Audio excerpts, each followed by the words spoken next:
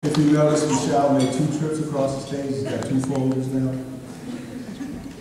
Vishal completed his PhD with Dr. Elizabeth Papazoglou, and I had the pleasure to be on his dissertation committee. And I've seen him around the lab and around our biomedical offices. And Vishal has an aura. You know how people have an aura? You know that they're in the room and you don't even see them. All of a sudden, you just have this urge to smile. And when you look around, oh yeah, of course, Vishal's here. It's infectious. So he's going to say a few words on behalf of the graduate students. Vishal.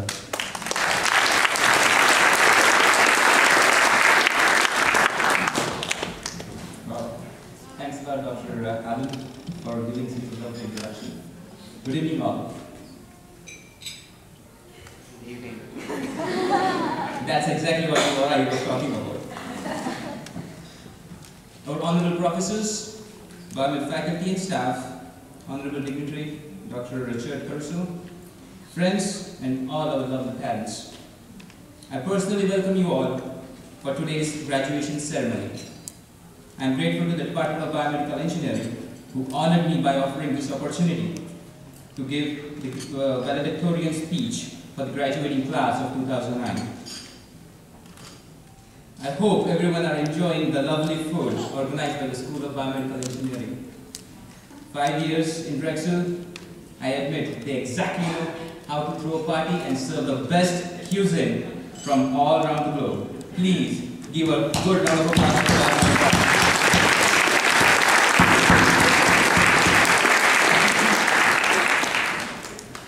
Dear friends, we all joined Drexel with a dream in our eyes. And here we are, celebrating the dream become reality. Our graduation from the School of Biomedical Engineering, Sciences and Health Systems. Until today, we were competing with our own fellow classmates. But from now on, we will begin our journey into a new world. We understand that this is never going to be a smooth ride. We are bound to come across a number of challenges, a mixed bag of both achievements and failures. But friends, please do not get started. Never forget the rough school life that we had over the years. A life that made us stronger and tougher. Always remember, the knowledge that we gained over the years will always help us triumph over any challenges that come our way. We have to use our intelligence, our knowledge to make the right decision. And at every point of our life, thus paving the road to success. But while doing so, I appeal every one of you to never forget your true identity, where the roots of your achievement lies. Since the beginning of our life, our parents have nurtured us, educated us, taught us the different aspects of life. As we grew up, we went to schools and colleges, where our teachers imparted us and blessed us with a wealth of knowledge and wisdom. The teachings of our parents and our professors are so superior that we in India address them as Guru and are respected like a supreme God, as rightly narrated in a very ancient shloka written in Sanskrit. Guru Brahma, Guru Vishnu, Guru Devo Maheshwara, Guru Sakshat Parabrahma, Tasmai Shri Gurave Namaha, which means, I bow down and salute our Gurus, who through their voluminous contributions and achievements shared their knowledge and wisdom with us and provided us the insights, thus laying down a solid infrastructure for our development. The knowledge imparted to us by our Gurus is so vital that they are considered to be equivalent to our Supreme Lords, Brahma, who is a creator, Vishnu, who is a protector, and Maheshwara, who is the controller of this entire universe. The teachings of our Guru is like a solidly rooted tree.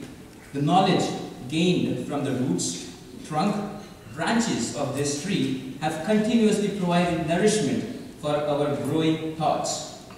We are aware of our contribution is just a tip of the iceberg, a drop in the ocean. However, we are the rising sprouts of that very tree with a prominent potential to grow into branches and leaves and eventually provide nourishment to other rising sprouts. This reminds me of a beautiful story. A grandfather used to wake up his grandson every morning so that he could accompany him to water the plants. The child was really unhappy and disturbed as his morning sleep was disturbed. When the child grew up into a man, he realized that he was reaping the fruits of the selfless efforts put up by his grandfather, and then he decided to continue the legacy laid down by his grandfather. This reminds me of yet another Sanskrit sloka from the Bhagavad Gita, wherein Lord Krishna imparts Arjuna with the true tenets of success. Karmanyevadhikaraste ma phaleshu kadachana, which means one should keep on doing diligent work and ought to perform his karma, his duties, without expecting the gains associated with it. The results of such karma are bound to follow you. I would like to conclude my speech with the words from a poem by the renowned poet Richard Frost. Late Jawaharlal Nehru, the first Prime Minister of India, used to keep this verse on his desk. In the poem, I have taken the liberty of replacing I with we, thus addressing it to everyone attending this ceremony. The poet says, "Woods are lovely, dark and deep, but miles to go before we sleep, miles to go before we sleep." There are lots of things yet to be done, yet to be achieved. Learning is a never-ending process, and there are continuous needs to understand and cure diseases. Tireless work in the field of research and development is extremely crucial. All this necessitates the 3 Ds of success: devotion, determination, and dedication. Dear friends, as you all know, the United States of America has pioneered various fields of science and technology over the last several decades. The entire world looks upon us with high expectations. It is our responsibility as young thinkers and entrepreneurs to meet every challenge facing humanity. This will require concerted efforts from all of us. I pray that the Almighty bless everyone with good fortune and luck. Thank you all and have a wonderful evening.